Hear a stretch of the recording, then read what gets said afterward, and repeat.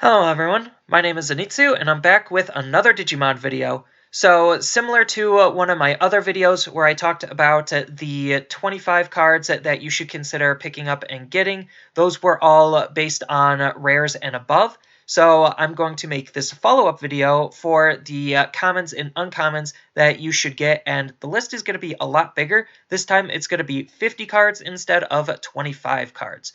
And similar to the last list, this is all just going to be my opinion and my conjecture based on the information that I know, looking ahead at some of the other sets and kind of inferring what are the more played, more seen cards that you should be considering.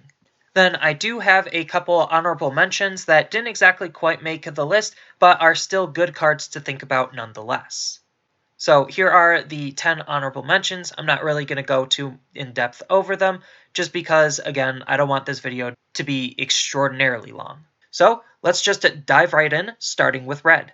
We have Monodramon. So Monodramon is just another value-efficient rookie, very low play cost compared to everything else in his level, very low evo cost, which is always very, very good, and some decent DP, which doesn't necessarily matter, but it could. Next, we have Gomamon. So Gomamon is a pretty decent Digimon because he has a very nice inheritable ability where he basically, when you meet that condition, just gives a 1000 DP boost, and that's just pretty decent because you definitely want to have some DP boosts. Next, we have DarkTyrannomon. So DarkTyrannomon, you're really only considering this card just because he has a very low evo cost, so that way it's easier to digivolve into him, so that way you could digivolve up into your higher stages that much more efficiently. Next, we got Groundramon. So Groundramon is another value-efficient vanilla card, where he has a very low cost of evolution compared to a lot of other Digimon in his level, and then on top of which he has a very low play cost compared to a lot of other Digimon in his level, so that way if you don't see any of your lower levels, you don't feel as bad playing Groundramon versus something else, just because he is a little bit more efficient to play sometimes. He's just there just to be a good value vanilla card to get into your higher stages even more efficiently. Next we have Volcanicdramon. So Volcanicdramon is a pretty good splasher tech card, and it's just an overall pretty good card to include in red as well, just because it has the native ability of security tech +1, so while he's on the field, he just can apply a whole bunch of pressure alone onto the opponent's security because of that, and then on top of which, what makes him a really good splash or tech card is the fact that he has an on-play ability, so yes, you do have to play this card from your hand, but that just means you don't need any Digivolution requirements to just be able to use this card. And his on-play ability is also very, very powerful, where you get to delete all of the opponent's Digimon with 4000 or less DP. So he is just basically a board nuke for a whole bunch of small things if the opponent has, and that is just a pretty decent card, especially since it can go into virtually almost any deck.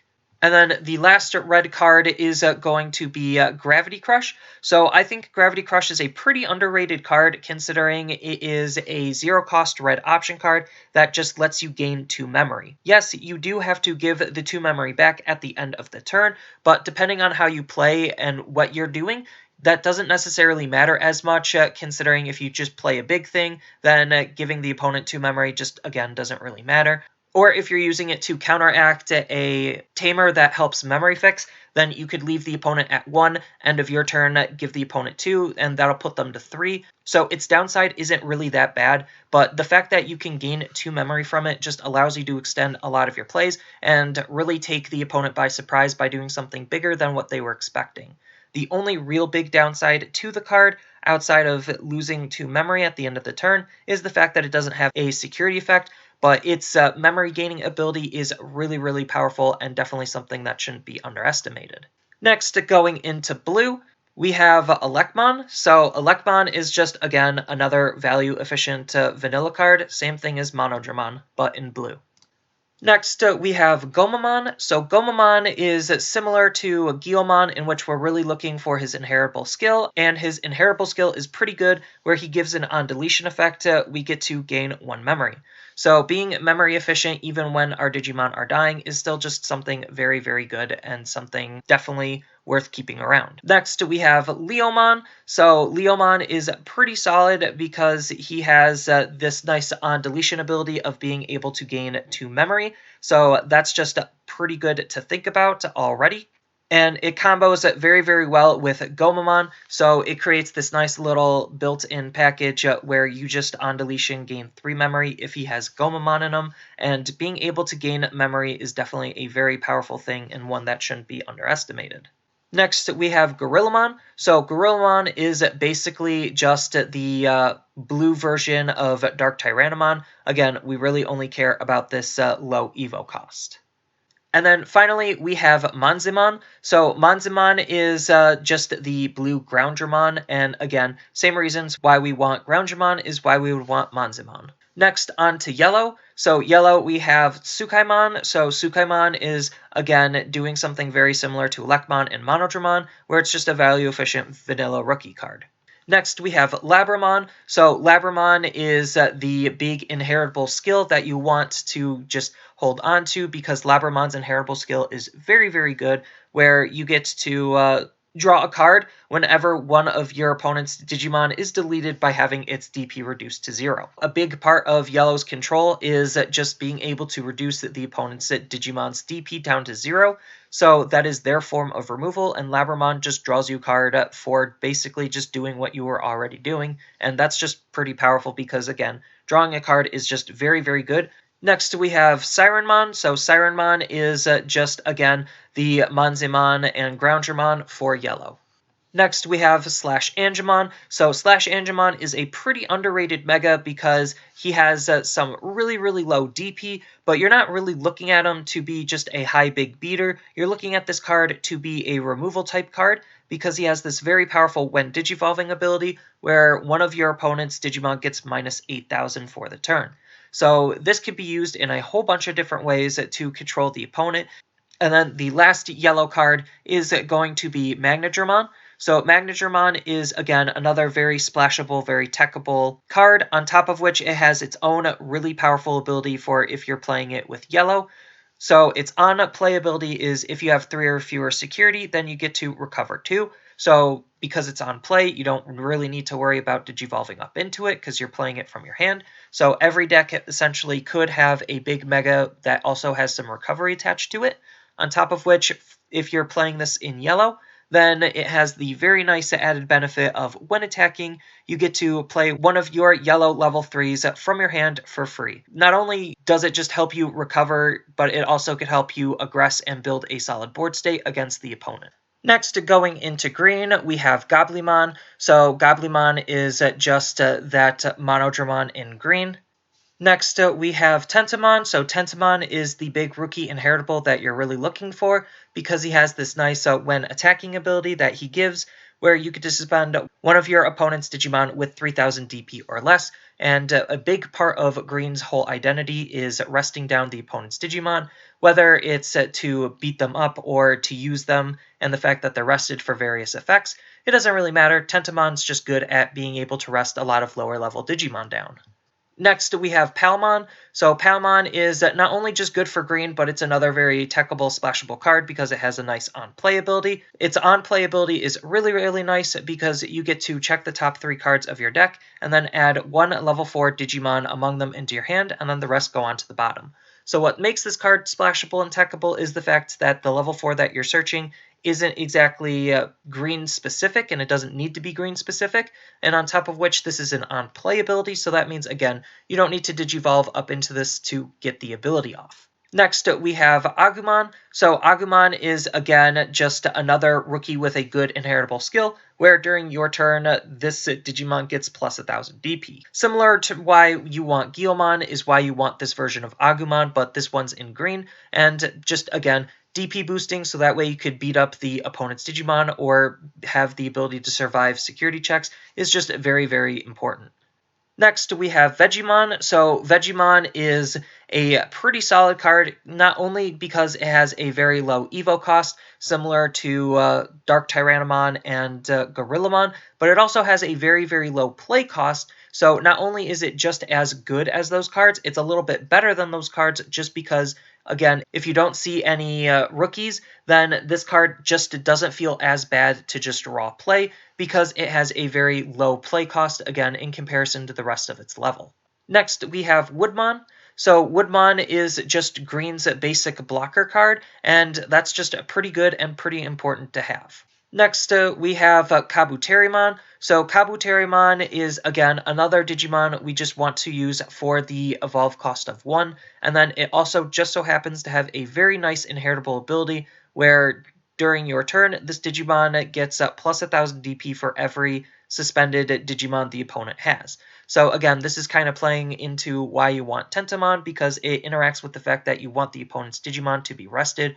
Whether they're resting themselves due to attacking or you're resting them, doesn't really matter. It's just another card that synergizes with resting on top of, again, it really is there for its low evo cost. Next, we have Okuamon. So Okuamon is a pretty powerful card because not only does he have a very low evo cost in comparison to a lot of other Digimon in his level, he also has a very nice inheritable ability on top of which, where during your turn, when this Digimon deletes an opponent's Digimon and survives the battle, then you gain 1 memory. So this is pretty good because, again, it kind of incentivizes you to want to use green to level up quickly and then be able to beat up the opponent's Digimon, and he just rewards you for doing that type of strategy. Next, we have Titamon. So Titamon is just the vanilla Mega, where it has some rather high DP, and it has a really low Digivolution cost, at the trade-off of not having any abilities himself, and we don't necessarily care because we just want a big, powerful Digimon on the field to start beating up on not only the opponent's Digimon, but their security as well. Even though he doesn't have piercing, just the option on how you want to use the card definitely is really, really good. And then the last green card is going to be Dimension Scissor. So Dimension Scissor is a pretty interesting card. It doesn't necessarily see a whole lot of use right now, but that doesn't mean it can't see a whole lot of use later, just because its ability is really, really powerful. And its ability is one of your Digimon gains the following effects, where when this Digimon deletes an opponent's Digimon and survives the battle, then you get to unsuspend it. So that's just really, really powerful because if the opponent has a whole board of rested Digimon and you're able to play Dimension Scissors, you could basically clear all of the opponent's Digimon in one go. And again, that's just really, really powerful because in combination with cards like Okuamon, you could be gaining memory for doing all of that. And like, it's just really, really insane to think how this card could be used. And then it has a nice security effect where it gets to be added to its hand. So that way, you are going to be able to use it even if it doesn't have a more impactful security effect right away. Next, we have Kapurimon. So Kapurimon is just currently the best at Digitama in black because it just has a nice passive inheritable ability where during your turn, while this Digimon has reboot, it also gains plus 1000 DP. So there's just a decent amount of Digimon that have reboot, so there's just a decent amount of Digimon that Kapurimon can synergize with. Next, we have Hagurumon. So we've seen the stat line all before, and this is just Black's version of the stat line. Next, we have Gatsumon. So Gatsumon is pretty interesting because he is a rookie with the blocker ability, which we don't really see a whole lot of, and that's just pretty good because he is a very efficient card just to be able to play and have a blocker on board. Whether you're playing this in black or outside of black, doesn't really matter. He's just a very cheap and efficient card to just have another blocker on board. Next, we have Toy Agumon. So Toy Agumon is pretty good because he, again, is that rookie with the really powerful inheritable skill that we're looking for, and his inheritable skill that he is giving is Reboot, where you get to unsuspend this Digimon during the opponent's unsuspend phase. So that's just really important because it helps prevent your Digimon from being attacked into very easily. On top of which, if you have blocker, then it allows you to stand up your blocker, so that way you have the whole blocker reboot combo. And then he combos with Kapurimon and a whole bunch of cards that really are just looking for this reboot ability. Next, we have Chumon. So Chumon is pretty good because he has this nice static ability where the opponent can't gain memory except by tamer effects, and this happens on both players' turns, so that way if you're attacking into their security and they have like a Hammer Spark or something, then they don't gain any memory off of it, or if they're trying to play some of their Digimon and it supposedly gives them memory, then they just don't gain memory off of it. So again, the amount of utility that Chumon could have just sitting on the board, being a big threat to the opponent's game plan potentially, just is a really good thing to have and a really good thing to think about. Next, we have Greymon. So Greymon is a pretty solid card because he has this nice inheritable ability where during your turn, if this Digimon has Reboot, it also has Jamming. So Jamming is pretty powerful because it allows you to survive security checks against the opponent's security Digimon, regardless of DP, so it allows you to basically aggro easier onto the opponent's security and fear a lot less of what is going to be in that security. Next, we have Groundramon. So Groundramon's pretty interesting because he is a blocker, except instead of having the ability of on attack you -2 memory, he just has the ability where he can't attack at all. But the big trade-off for that is he has a lot higher DP than a lot of other blockers, so it makes him a little bit more efficient at that role of blocking the opponent's attacks.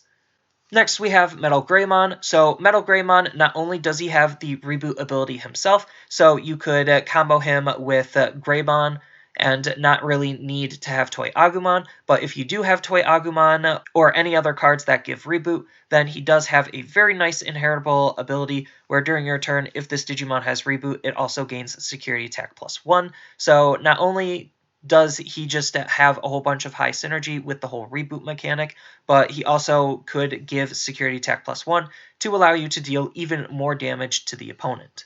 Next, we have High Andromon. High Andromon is basically Black's value vanilla mega card, very similar to Titamon on why we're running him. Next, we have Metal Edamon. So Metal Edamon is kind of another underrated card where he has some very, very powerful abilities of his own. So even though he does have some rather low DP at the start, it's not like you can't fix that with inheritable skills or skills that allow him to have a higher chance of surviving. On top of which, he has two very nice abilities where his first ability is during your turn, this Digimon can't be blocked by the opponent's Digimon. So again, if you pair this up with giving him Jammer and Reboot and a whole bunch of other stuff, it can really make him very hard to interact with. On top of which, being unblockable just allows you to easily aggress onto the opponent's security. And then he also has another ability where during the opponent's turn, this Digimon gets plus 2000 DP, so that way he has a higher chance of surviving a lot of potential abilities that the opponent might have to get rid of Metal Edamon. And then the last black card we have is Looking Back on the Good Times. So this is another really underrated card where it's just very, very powerful to have because its main ability is de-digivolving one of the opponent's Digimon. And then on top of that, it also has the added benefit of if that Digimon's play cost is 4 or less, then you get to delete it. So it is not only just de-digivolving the opponent's Digimon, which is already pretty decent to do, it could potentially delete the opponent's Digimon, and having removal is just very, very good to have. And then it also just has the nice security effect of adding this card to your hand. So that way you can plan to use this in more efficient ways and interact with more instances of de-digivolve to make this card even better. Next, on to purple, we have Pagumon. So Pagumon is just a really decent Digitama for purple to start with, just because his inheritable ability is a when attacking ability, you get to trash the top card of your deck, and we already know purple has a lot of trash or grave-based synergy, so making sure your trash or grave is very, very healthy is very, very good. And Pagumon just helps you get to that state a little bit easier. Next, we have Demi-Devimon. So Demi-Devimon is, again, just that value vanilla card, except it's in purple. Next, we have Intmon. So Intmon's pretty good because he has a nice on-deletion ability where we get to trash the top 3 cards of our deck. So again, this is just allowing us to fill up our grave faster, so that way we could get our grave into a better state in order to figure out how to utilize it even more efficiently and more effectively for some additional benefits and extra advantages. Next, we have Gomamon. So Gomamon is the inheritable skill on the rookie that we're really looking to utilize. So it is a on deletion inheritable skill where you get to draw 2, then discard 1. So this is really good because the drawing 2, obviously, getting 2 cards deeper into our deck allows us to see what we want a little bit faster. And then discarding 1 allows us to fill up our trash with very specific cards, so that way we could utilize our trash in various different ways. Next up, we have Tapermon. So Tapermon is pretty good because he just has a on deletion ability where we get to draw 1 card. Drawing a card's really good, and purple does have a little bit of self-sacrificing synergy, so it's not impossible to play this card, get rid of it, and then gain some additional benefits off of it. And then on top of which, if you just want to try to aggro with this card's really good for aggroing the opponent down because you don't care if it lives or dies the security check, because you're really just looking to use the ability of drawing 1 card. Next, we have Wizardmon. So Wizardmon is a pretty good card because he is doing a very similar thing that Tapermon's doing, where we're really looking for his on-deletion ability of drawing 1. So again, all the same reasons that apply to Tapermon apply to Wizardmon, but Wizardmon also has the benefit of if you have a yellow Digimon in play, this Digimon gains the Retaliation ability. So the Retaliation ability is very, very powerful because it is a very solid form of removal attached to a Digimon body, where if he were to lose a battle, then he gets to delete the Digimon he was battling with. So that's just, again, very, very good. And as the game expands and evolves, it definitely isn't going to be impossible to make a purple-yellow deck. So the more yellow cards that become available for purple to utilize in better fashions, the better this card becomes. Next, we have Vilemon. So Vilemon is just purple's blocker, and that's really all there is to him. Next up, we have Devimon. So Devimon is pretty good because not only does he have the Retaliation ability, but he also gives the Retaliation ability. So that's really the only big thing that you're looking to use this card for, is just that Retaliation ability. Next up, we have Myotismon. So Myotismon isn't exactly the value-efficient level 5 that we're looking for, but he's close enough to where you want to consider him just because he, again, has a very, very low evo cost compared to a lot of other Digimon in his level, so that way you could get into your higher levels that much faster and that much more efficiently. Next up, we have Night Raid. So Night Raid is just one of the better purple option cards where you get to play a level 3 from your trash for free. Well, it's not really free because you're paying 2 to play the card, but regardless, you get to just res a level 3, and then on top of which you don't get its on-play effect, but currently there's not a whole lot of purple Digimon that are level 3 with really good on-play effects, so it's not like that downside really matters much. And then on top of which, it has a very nice security effect of using its main effect, so that way if the opponent is attacking your security and this is revealed, then you get to revive something on the opponent's turn, which means you could then use that Digimon to attack with or Digivolve up into, and it's just a very good pressure card. Next up, we have Heat Viper. So Heat Viper is a pretty decent removal option card, where for 5, you get to delete 1 of your Digimon to delete up to 2 of the opponent's Digimon that's level 4 or lower. So this card allows you to trade 1 of your Digimon for up to 2 of the opponent's Digimon. Yes, they do have to be lower level, but still, sometimes they're not always going to Digivolve up into their higher stages, and this card is just really good at picking off a whole bunch of small things at the cost of 1 of your Digimon. And purple has a whole bunch of very nice on deletion abilities where they just want to trigger it, and this card allows you to trigger them. The only downside to this card is the fact that its security ability just adds it to your hand and it doesn't activate it right away, but again, with some good planning and prepping, adding it to your hand is better than just losing the card overall. Next, we have Tsukaimon. So this is the purple version of Tsukaimon. We're really just looking for his inheritable ability of on deletion, gaining 1 memory. And as I mentioned before, on Gomamon, this is just pretty good because memory manipulation is already a pretty decent thing to be doing.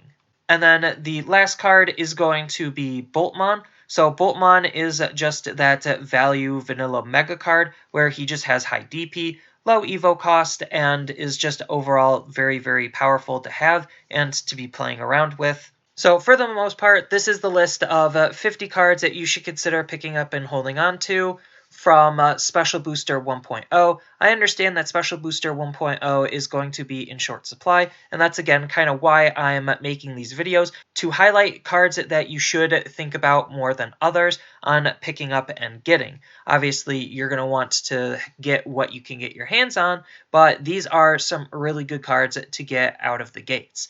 Just keep in mind that the reason why there is fewer red, blue, and yellow cards than green, black, or purple is because the set kind of assumes that you are getting the starter decks to supplement those colors with. So that's why there's just fewer red, blue, and yellow cards than some of the other colors.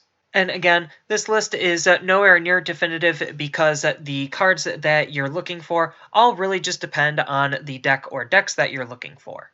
So that's kind of all I really have for this video. As always, feel free to tell me your thoughts down in the comments below. And as always, don't forget to like, share, and subscribe for more content. And I'll see you in the next video.